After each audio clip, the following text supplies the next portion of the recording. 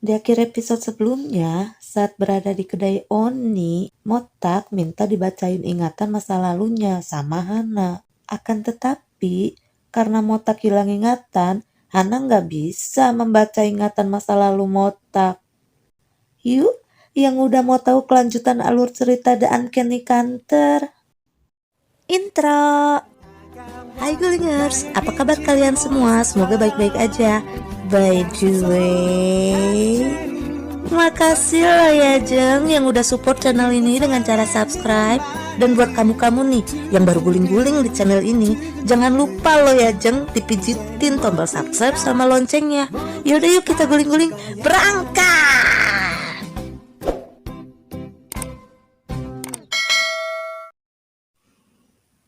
Motak menunjukkan HP lamanya di panggilan terakhirnya dulu itu adalah Sogon, ayahnya Somun, bukan emaknya, bukan keluarganya, bukan dah pokoknya.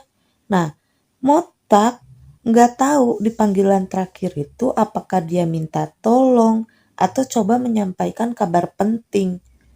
Dan yang lebih aneh, Motak merasa nomor itu tuh nggak asing. Waktu dicoba telepon, ternyata diangkat. Taunya nomor Sogun itu sekarang dipakai sama Somun. Lalu film berpindah ke Roh Jahat level 3 saat dia sedang membeli kue.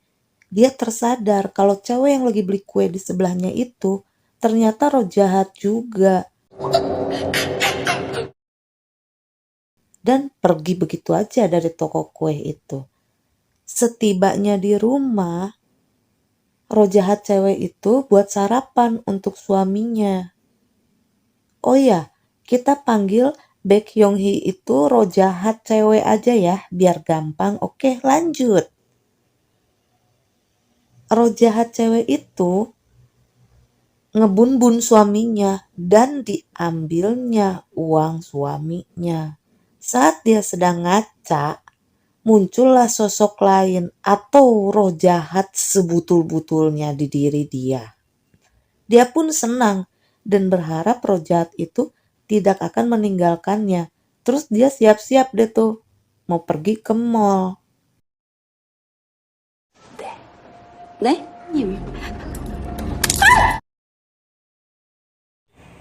Film pun kembali lagi ke roh jahat level 3 yang nganterin kue ke yang kasih dia kerjaan. Ternyata itu tuh ayah angkatnya. Si roh jahat pun bilang dia udah melakukan kesalahan. Langsung dah disiksa. Lalu film berpindah, di mana tim kantor lagi beres-beres tutup kedai. Bibi Chu berkata, kasihan Somun, bagaimana kalau nanti dia tahu kalau orang tuanya dulu itu dibunuh. Hana langsung nyeplok, kasih tahu aja sekarang. Tapi Bibi Chu nggak setuju, dia pikir lebih baik nanti, setelah Motak mengetahui pelakunya.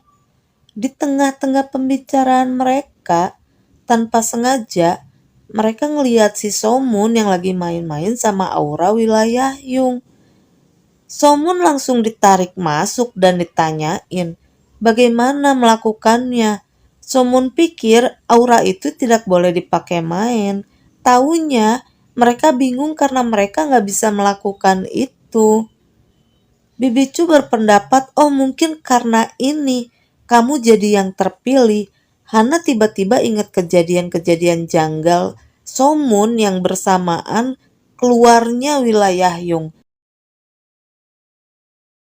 Mereka pun mengira Somun dapat manggil Wilayah Yung. Cepet-cepet dah tuh, semua ganti baju dinas, terus ke basement untuk memastikan Somun dapat memanggil Wilayah Yung. Dengan support tim, Somun pun mencoba. Anja banget di sini, pengen gua gede gitu si Somun, ya ampun.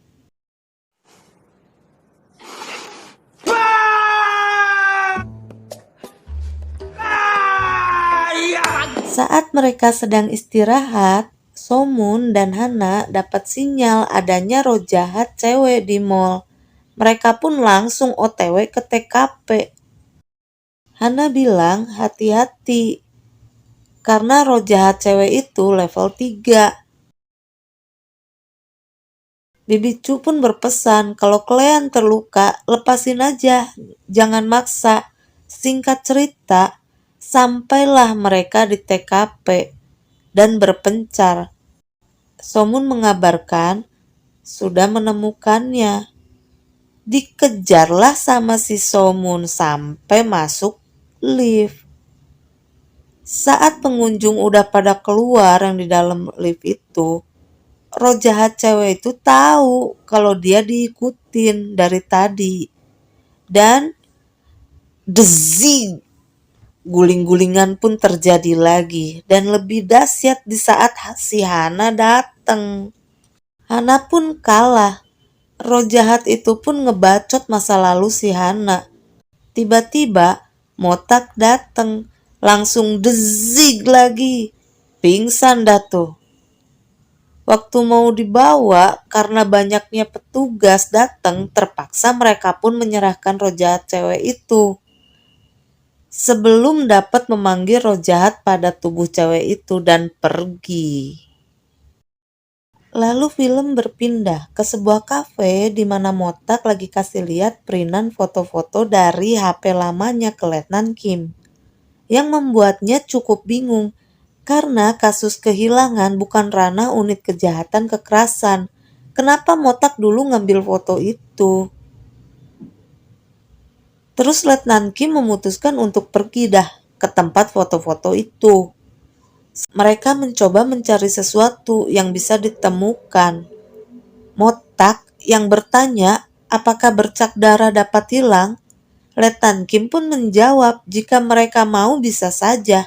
Disobeknya lah itu kertas-kertas di dinding, lalu disemprotin cairan sama si Motak.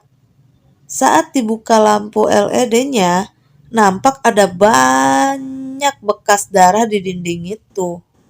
Mereka pun langsung ngambil sampel-sampelnya untuk dites di lab.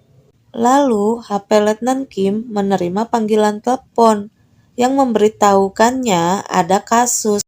Setibanya di TKP, Letnan Kim melihat mayat si Aki-Aki, korban pembunuhan yang begitu mengenaskan.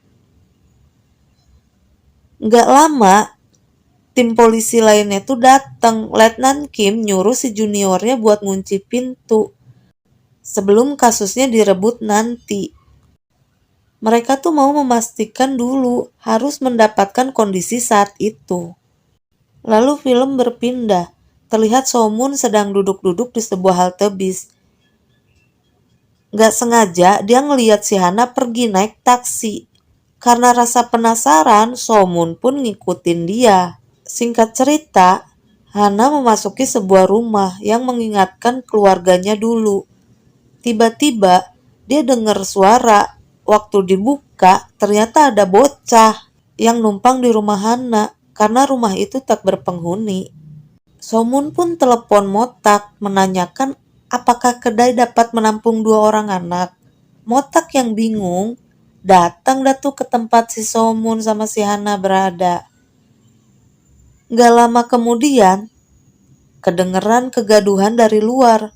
Tiba-tiba sekelompok orang masuk menyekap anak itu. Ditendangnya lah itu perusuh sama si Hana. Tim perusuh lain pun datang.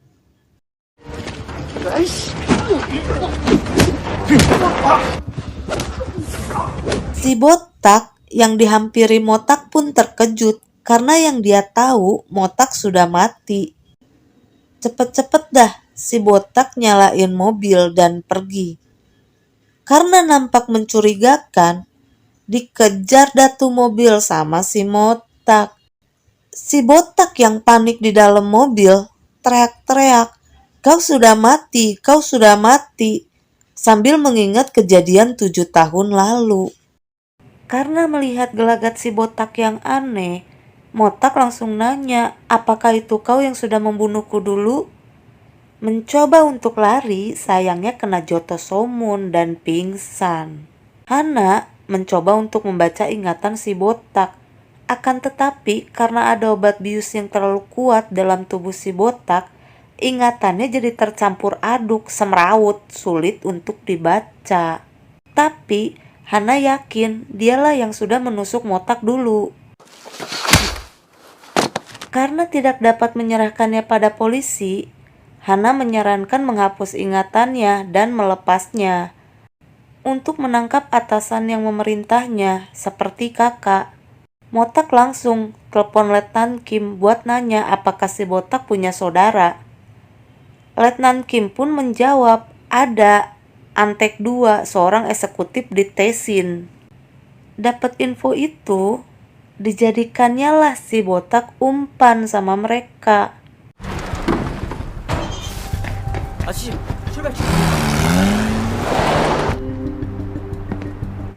Keesokan harinya, si botak ditanya apa yang terjadi sama Antek 2, tapi dia nggak inget apa-apa.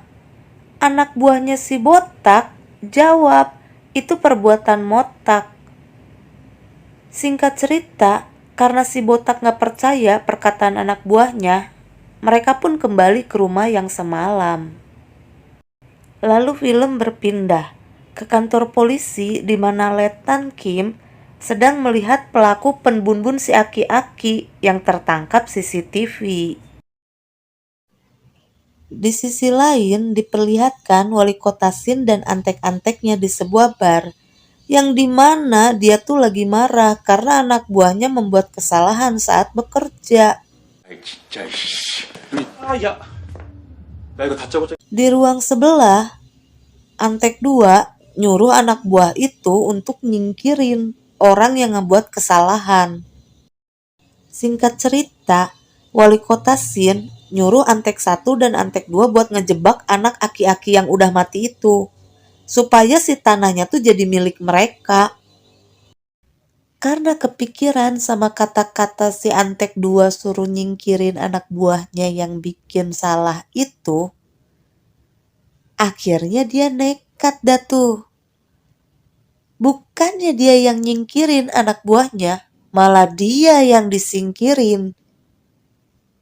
Gara-garanya, anak buahnya ini, roh jahat level 3, punya kekuatan psikinesis. Lalu film berpindah ke Somun yang sedang mencari info Antek 2, dan dia teringat dengan barang-barang terakhir orang tuanya. Terus Somun pergi ke kedai, bertemu dengan Motak yang lagi siap-siap mau pergi nemuin Letnan Kim. Somun pun bilang, apakah tahu perusahaan Dajong itu perusahaan milik Antek 2?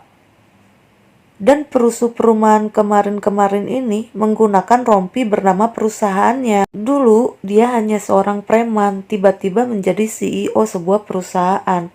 Motak yang bingung kenapa Somun sangat tertarik pada kasus itu, ternyata ayah dan ibunya terakhir sedang menangani kasus si Antek 2. Somun pun berharap dapat ikut pergi dengan Motak untuk menyaksikan proses investigasi sama Letnan Kim. Sampailah di lab dan mendapatkan hasil darah korban yang sedang hamil dan darah AB dari sampel yang Motak dan Letnan Kim kumpulkan waktu kemarin-kemarin itu yang dari dinding tembok itu. Lalu mereka pun pergi menemui Letnan Kim dan memberikan hasil lab ke Letnan Kim yang lagi nunggu di jalanan tempat si pembunuh aki-aki atau si roh jahat level 3 tertangkap kamera CCTV. Dia bilang ada bekas jejak sepatu, tapi cuma sepotong jalan dan menghilang. Letnan Kim pun pergi karena harus kembali ke kantor, di mana benar yang dikatakan Letnan Kim, tim polisian lain itu mengambil alih kasus penbunbun si aki-aki. Sejenak, Letnan Kim berpikir kalau korban bukanlah alasannya, berarti bisa jadi pelaku. Balik lagi dah dia ke rumah si Aki untuk ngecek ulang. Pas buka-buka buku, Letnan Kim nemuin foto korban. Kembali lagi ke Motak yang manggil Somun untuk suruh lihat jejak sepatu unik milik pelaku dan memastikan itu roh jahat. Mereka pun langsung ngikutin itu jejak.